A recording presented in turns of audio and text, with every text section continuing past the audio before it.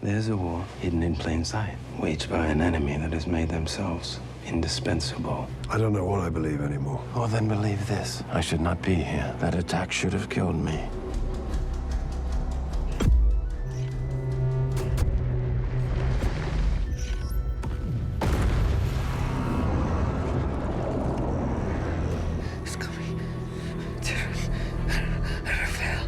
And that is why it is so troubling that we are being controlled again.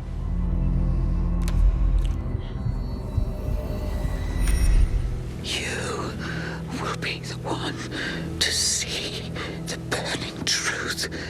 Dune prophecy has arrived, plunging us 10,000 years before the events of Denis Villeneuve's films.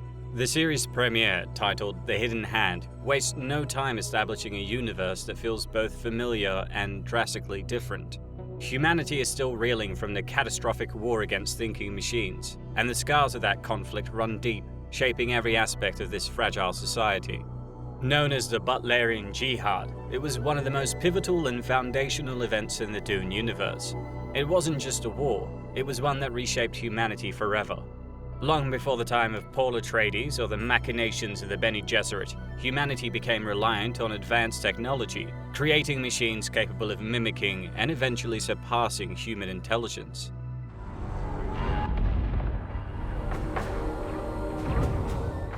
These weren't merely tools, they were thinking machines, synthetic minds that humanity allowed to take over more and more of its existence. And, as tends to happen in these tales of hubris, the machines turned against their creators. The Butlerian Jihad was humanity's violent reckoning with its own dependence on these creations. Over centuries, humans fought a brutal and existential war to overthrow the dominance of the machines. Entire worlds were consumed in the struggle, leaving deep scars across the galaxy. In the end, humanity emerged victorious, but at an immense cost.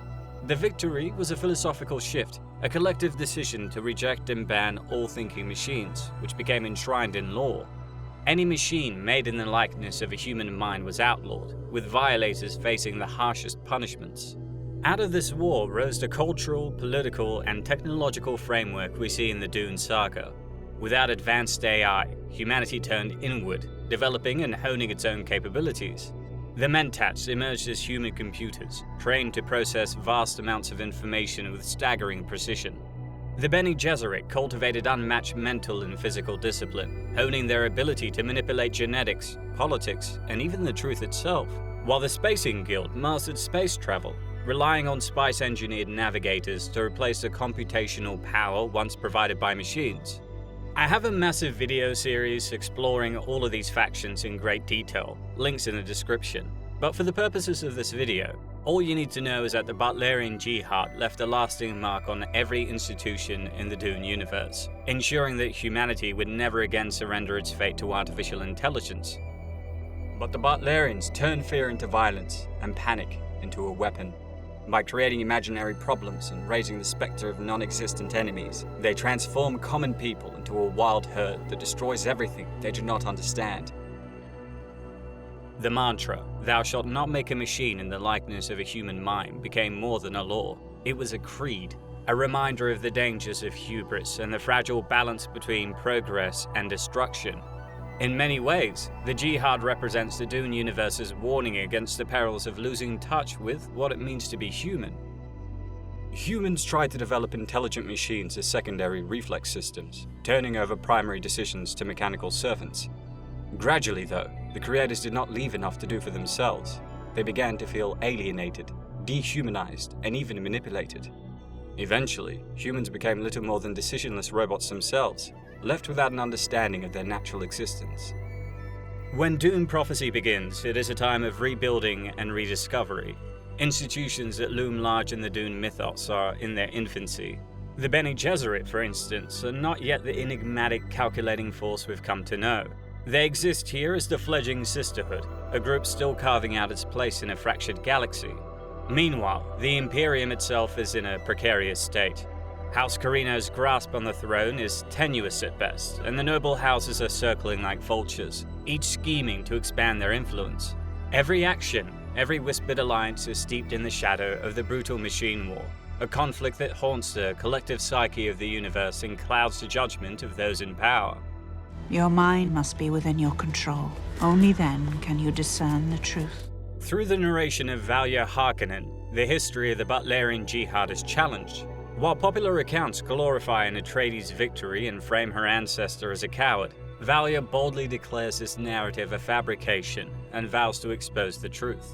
For more information on this grudge between House Atreides and Harkonnen, which began during the Butlerian Jihad and continued for, well, millennia, check out my video on the Butlerian Jihad. When war ended, history branded my family as cowards. Fast forward several decades and a younger Valia joins the young sisterhood with her sister Tula on Wallach 9. In a voiceover, Valia traces the sisterhood's roots, outlining its evolution into what will become the powerful Bene Gesserit. At its helm is Raella Berto Anuril, the first Mother Superior. Raella was a figure of unparalleled significance in shaping the sisterhood's origins. Born from a storied lineage as the illegitimate granddaughter of Vorian Atreides, Raella's life was one of resilience and transformation. After losing her jihadi husband in her teens, she became a dedicated doctor, aiding the war-injured and fighting deadly diseases during humanity's darkest times. Her breakthrough discovery of the spice melange's immunological benefits during the Omnia Scourge marked her as a visionary, bringing her to the attention of Vorian Atreides, who supported her tireless medical work. Her journey took a fateful turn when she traveled to Rossack to combat the Rossack epidemic. There she faced skepticism and hostility from the sorceresses, but underwent a profound transformation after surviving the scourge herself. The virus, combined with the planet's unique flora, unlocked dormant genetic abilities within her, granting her extraordinary control over her body's chemistry, skills she used to neutralize poisons and eradicate the epidemic. Raella eventually assumed leadership of the sorceresses, reforming their practices and breeding program into the foundation of the Bene Gesserit order. Establishing the sisterhood on Wallach 9, she delivered her legendary orations and founded the sprawling Mother School, leaving a legacy that shaped the course of human history for millennia. They required more than just guidance. They required transformation. Raella not only trained the sisterhood as truthsayers, elite advisors employed by the Imperium to discern truth from deception, but also masterminded their genetic breeding program. She wanted to breed better leaders. This controversial initiative established a vast genetic archive and orchestrated unions between compatible great houses to engineer ideal leaders for the Imperium. As Raella nears death, her vision for the sisterhood's future takes a fateful turn. Instead of choosing her own granddaughter, Dorothea, as her successor, Raella calls upon Valia. This decision hinges on a crucial difference. While Dorothea views the breeding program as heretical, Valia embraces it as essential. Despite her Harkonnen blood marking her as an outcast, Raella sees Valia as the one capable of securing the sisterhood's legacy. But Mother Superior knew I shared her vision. Valia Harkonnen, born in 26 BG on Lankivale, rose from a childhood of vengeance-driven ambition to become the second Reverend Mother Superior of the Bene Gesserit, transforming the sisterhood into its modern form. Valia harbored a deep hatred for House Atreides, vowing to avenge her family's perceived downfall. At the age of 16, she was recruited by the Sisterhood of Rossack, where she became one of Raella Berto Anuril's most gifted students. On her deathbed, Raella shares a chilling vision with Valia, a desert consumed by a sandworm, their headquarters obliterated in a storm of dust, and an ominous pair of mechanical blue eyes uttering incomprehensible words. Through her cryptic warnings of Turan Arafel, a prophesied galactic reckoning, Raella entrusts Valia with the mission to safeguard humanity's future. Her final words implore Valia to see the burning truth and know, cementing her role as the sisterhood's next Mother Superior. Arafel, often described as the cloud darkness of holy judgment, or the cloud darkness at the end of the universe, symbolizes an apocalyptic reckoning, closely tied to Kralizek, the legendary final battle at the end of time.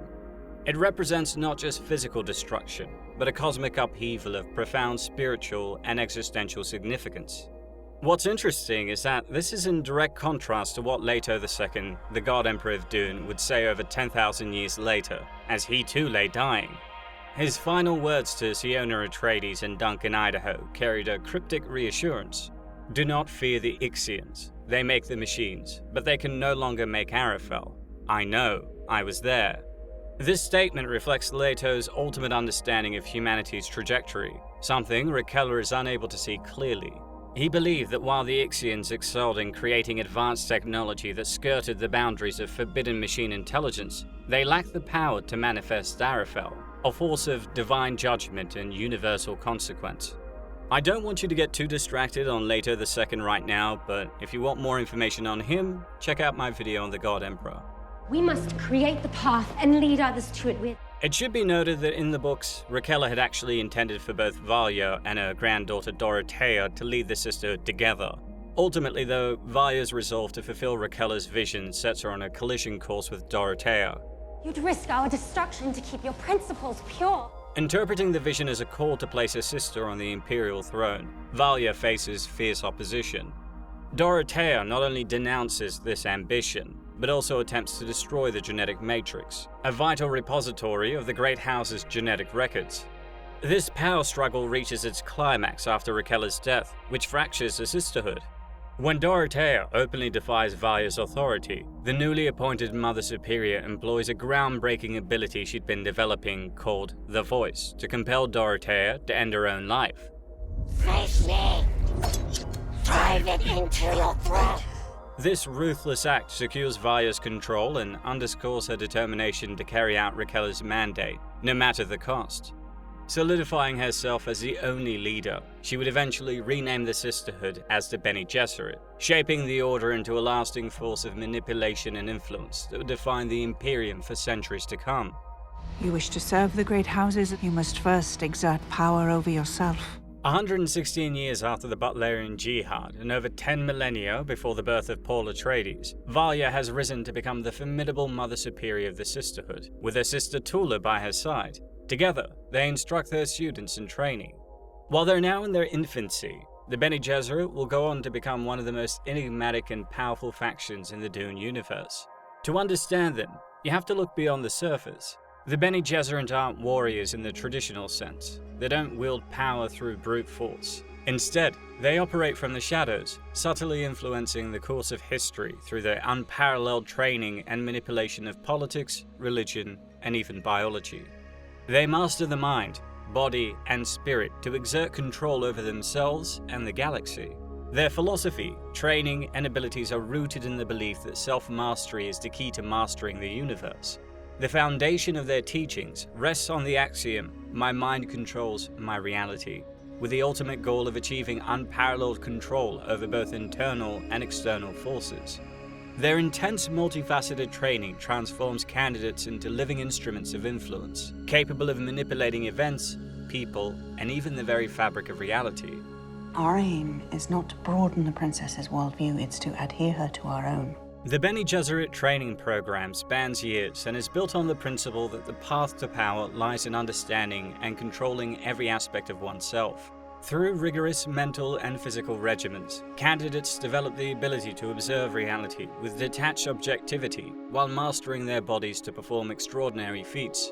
This begins with Prana Bindu training, a discipline that grants absolute control over muscles, nerves, and even internal organs, allowing them to perform feats of agility, endurance, and balance that seem almost supernatural. They can even regulate their internal chemistry, controlling pain, altering their metabolism, choosing the sex of a child before birth, or neutralizing poisons with a precision that would be impossible for an untrained individual.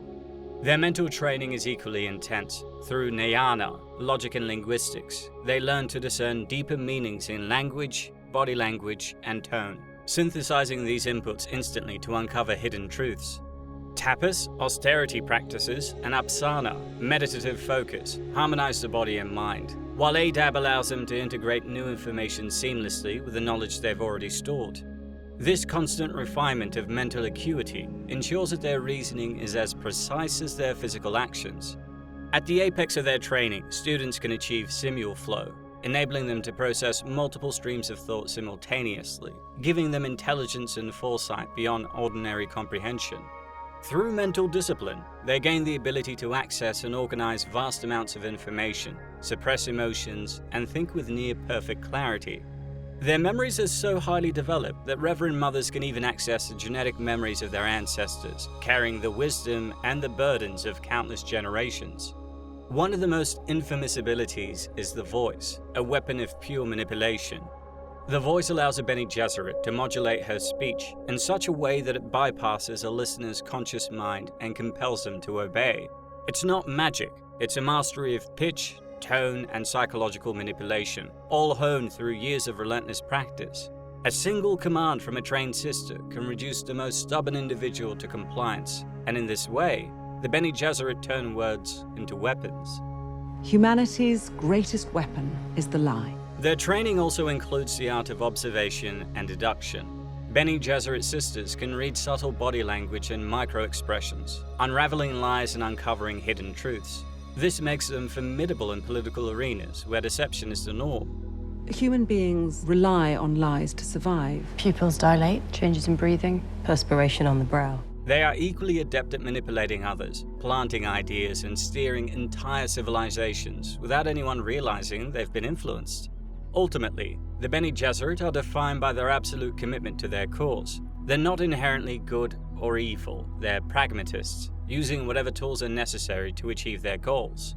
To outsiders, they're dangerous and manipulative, but from their perspective, they're simply ensuring humanity's survival and progression. They're the unseen architects of history, working in the shadows to shape the galaxy according to their design.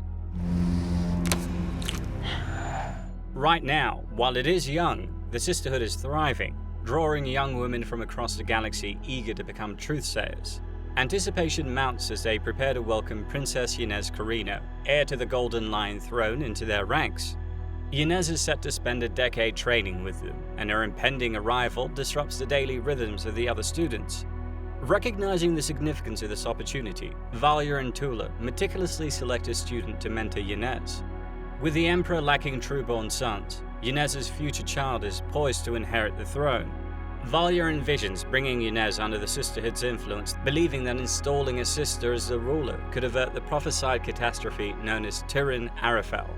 Amid these strategic plans, Valia continues to manage the Order's affairs with calculated precision. She assigns truthsayers to various noble houses, but deliberately denies House Harkonnen for the fourth consecutive time. Over the years, she has vigilantly monitored the great houses, leveraging her truthsayers to observe and subtly influence their actions. Behind the scenes, Valia has orchestrated a secret breeding program, directing marriages among the houses to align with their grand design. Her current focus is on House Carino, the ruling dynasty of the Imperium. Inez is betrothed to 9-year-old Pruitt Richesi, a union that promises to stabilize the Carino line for generations. With Pruitt still a child, Inez has 10 years before the marriage, which she will spend immersed in the Sisterhood's teachings. Ample time for Valia to implement her plan of placing a sister on the throne. During your swordmaster training in the Sisterhood, or Inez will grow too full of herself to bear.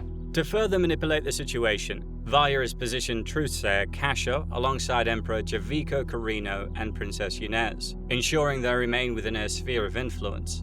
The princess's half-brother Constantine arrives on Wallach 9 to request that Inez be granted her own quarters during her stay. Valia, ever strategic, denies his plea, maintaining control over the environment in which Inez will be shaped. The dormitory is quite comfortable. That's not acceptable. Well, that is unfortunate. Meanwhile, she and Tula deliberate over the ideal candidate to mentor in room with Inez. The contenders include Sister Jen, a fiery provocateur with a potentially shadowy past, Sister Lila, a young acolyte of mysterious lineage, and Sister Theodosa, a formidable warrior with ambition to spare. As the episode unfolds, Valia's intricate schemes begin to take form, weaving a complex tapestry of political intrigue and prophetic purpose. Her actions not only steer the destiny of the Sisterhood, but also set in motion events that could redefine the future of the Imperium. Through calculated moves and unwavering determination, Valia aims to guide humanity away from the looming threat of Tyrann Arafel, even if it means manipulating the very foundations of royal succession. We had no way of knowing that you would lead our Imperium. Seleucia Secundus is not yet the desolate, rain-soaked wasteland familiar from the films. Instead, it serves as the seat of House Carino's power, where Emperor Javico faces a growing crisis. The Fremen of Arrakis remain defiant, disrupting spice production and threatening the stability of the Imperium. Without a steady supply of spice, the universe's most vital resource, Javico is forced to seek alliances to bolster his military strength and secure his rule. The Emperor's solution comes in the form of a deal with House Richesi, a technologically advanced house willing to supply a fleet of warships. In return, Javico offers the hand of his daughter Princess Inez in marriage to Pruett Richesi, a 9-year-old heir. It's a calculated but unseemly arrangement, reflecting Javico's desperation. Unlike his wartime predecessors, Javico is a peacetime ruler, cautious and pragmatic, but lacking the forceful edge needed to assert control. His union with Empress Natalia brought a measure of stability to the Imperium, but his leadership now hinges on compromises that leave even his closest allies uneasy. While the alliance with House Richesi might stabilize the military situation, it creates personal and political tensions within the palace. Princess Inez's heart belongs to her swordmaster Kieran Atreides. Meanwhile, Empress Natalia opposes the betrothal, not only because of Pruett's youth, but because a decade-long engagement gives House Richesi ample time to scheme and consolidate power. Javico, however, sees no alternative and reluctantly agrees, prioritizing the Imperium's survival over personal concerns. As preparations for the engagement celebration unfold, the palace receives an unexpected visitor. Desmond Hart, an original character created for the series, arrives unannounced. Said to be a soldier for the Imperium, Desmond is a lone survivor of an attack on Arrakis that claimed his entire regiment. Welcomed as a respected veteran, he quickly earns Javico's favor and an invitation to the engagement party. Yet Hart's arrival comes with a startling revelation. The attack he survived was not the work of Fremen, but rebel insurgents from the other noble houses. This claim sends ripples of unease through the palace. Even the Emperor's truthsayer, Kasha, confirms that Desmond genuinely believes his story, though she dismisses it as an isolated incident. We heard your regiment was wiped out in a Fremen attack. It wasn't Fremen. They were insurgents from your own allied worlds. Despite the measured reception of his claims, Desmond's presence is anything but neutral. His interactions with Kasha is fraught with tension, marked by a silent, antagonistic exchange that hints at hidden motives and a deeper agenda. Kasha, one of Valia Harkonnen's co-conspirators from the flashback, has been strategically placed at Emperor Javico's side to subtly extend the Sisterhood's influence over the Imperium. She's fully aware of Valia's long-term plan, but after a chilling encounter with Desmond Hart, Kasha begins to question her role. This is because the meeting triggers a vision disturbingly reminiscent of the dying prophecy of the previous Mother Superior. In Kasha's vision, blood and sandworms consume everything, but the focus is on Princess Inez, who appears to be dying. In it, Inez accuses Kasha of orchestrating her peril, leaving Kasha deeply shaken. Fearing that Valia's plan could lead to disaster, Kasha decides to confront her directly. Traveling to Wallach 9, she meets with Valia and Tula Harkonnen, voicing her growing doubts. She warns Valia that placing Inez on the throne could bring about the devastation they're trying to prevent.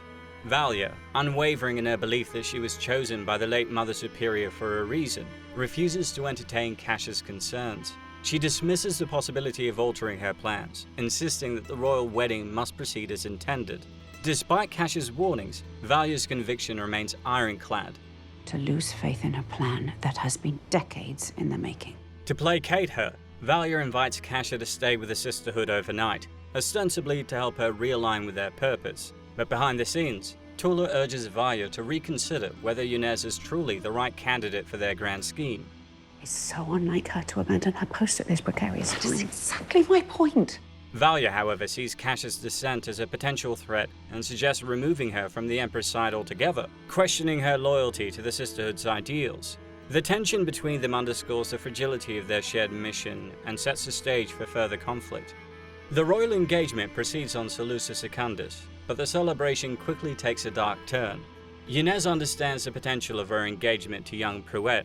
She views the 10 years before his coming of age as a critical window to train as a truthsayer within the Sisterhood, giving her the tools to manipulate her future husband and rule the Imperium through him. However, their first meeting at the engagement ceremony doesn't go smoothly. Pruett surprises her with his stubbornness and lack of awe, hinting that he might be harder to control than she anticipated. Worse yet, during the reception, Pruett accidentally releases his robot pet, a clear violation of the Butlerian Jihad's ban on all thinking machines. Don't tell me you're all afraid of a little toy. The sight of the contraption enrages Empress Natalia, who sees it as a grounds to cancel the wedding. Emperor Javico, however, brushes off the incident, refusing to punish Pruett and downplaying its significance. You exist because House Corino defeated thinking machines. This leniency clearly frustrates Princess Niyat, who lashes out at her betrothed before storming off to the Division neighborhood with her half-brother Constantine. You pull something like that again and I'll stab you myself, you little shit. In the shadowy club scene, which I didn't think was necessary to be honest, she indulges in spice and rekindles her forbidden romance with Kieran Atreides, spending the night with him in open defiance of her looming marriage. Fear can be debilitating. Back at the palace, Javico shares a candid conversation with Desmond Hart. The Emperor admits his unease about the alliance with House Richesi, doubting whether it's the right path for the Imperium. Hart reassures him that the marriage should help pacify Arrakis, but hints at larger, more insidious issues brewing in the galaxy. He reveals a growing unrest among the people, who are questioning both the ban on thinking machines and the monopoly of spice profits by the great houses. Do you believe in forces that extend beyond man and machine? Hart's disdain for the Sisterhood is palpable, as he cryptically warns Javico of a hidden agenda at play. He recounts his miraculous survival from an attack on his division on Arrakis, an event that left him reborn and without fear. Javico, desperate for any way out of Yunez's wedding, clings to Hart's words with a growing sense of unease. You're a real soldier. Mm-hmm. And why are you here? There's no war here. As the episode hurtles towards its climax, Desmond Hart begins to maneuver in earnest. Pruett Richesi, plagued by a bad dream, encounters Hart in the dead of night. Hart ominously tells the boy of an unseen war being waged by an enemy that has made itself indispensable, a pointed reference to the Sisterhood. Then, in a chilling display of power, Hart appears to burn Pruett alive without ever laying a hand on him. The exact nature of his abilities remains unclear, but the implications are harrowing. Hart's actions reveal a deliberate intent to dismantle the Sisterhood's schemes and destabilize their influence. Meanwhile, Emperor Javico awakens from his own restless sleep to find a holographic chip left for him. The recording depicts the miraculous scene Hart described, his division annihilated, himself crushed by a giant sandworm, only to somehow emerge alive, imbued with a mysterious power and newfound purpose. It's coming to Raella. The footage eerily echoes the prophetic vision of the late Mother Superior, in which a sandworm annihilates the Sisterhood.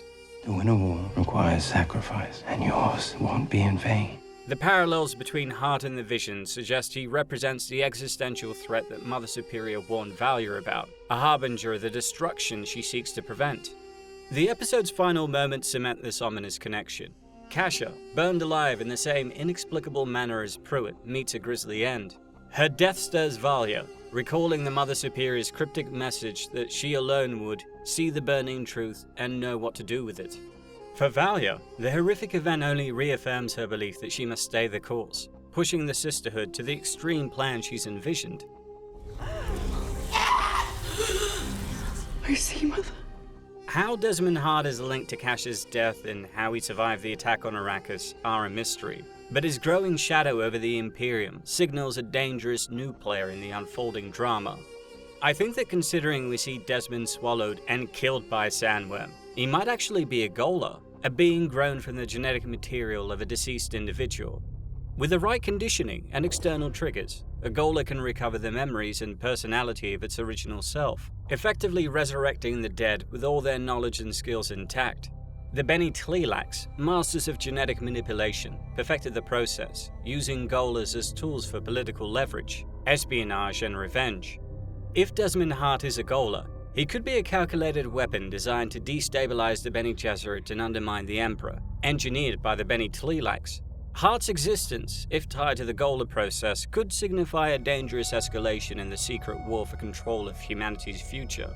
As for the way he dispatches Kasha and Pruett, this might be linked to the Ixians, one of the most fascinating and subversive factions in the Dune universe, who represent the cutting edge of technological advancement in a galaxy where the development of thinking machines is strictly forbidden. The Ixians thrive in the grey areas of this prohibition, pushing the boundaries of what is acceptable. They are the engineers and inventors of the Imperium, creating devices and systems so sophisticated that they often skirt the edge of what could be considered a machine in the likeness of a human mind. They are the galaxy's masters of innovation, working in secret to develop tools that allow their patrons to bypass the Imperium's rigid laws and gain an edge in the cutthroat political landscape. When it comes to Desmond Hart, Their involvement seems not only plausible, but likely. If Hart possesses the ability to kill without physical contact, leaving behind the horrific effects of burning skin, it points directly to advanced Ixian tech. We know that the Ixians are known for their ability to design subtle and insidious tools, devices that can operate on imperceptible frequencies or manipulate biological processes at the cellular level. A weapon capable of such precision, leaving no trace of its mechanism, fits perfectly with their expertise. This could be a form of energy weapon disguised as innocuous technology or a biotechnological agent triggered remotely. The Ixians' motives for arming Hart are as murky as the tools they create. They, like the Bene Gesserit, might see Hart as a useful pawn in destabilizing the Bene Gesserit, whose influence they likely resent due to their ideological opposition to technological advancement.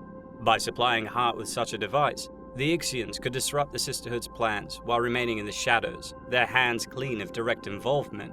What is certain is that in its closing act, Episode 1 leaves us with more questions than answers.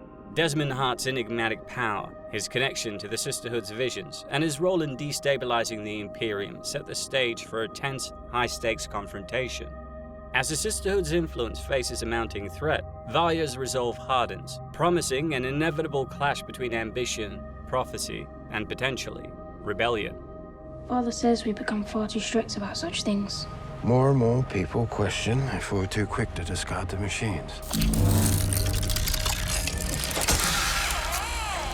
That technology is forbidden! Let us, for now, overlook this transgression. What holds more truth, history or prophecy?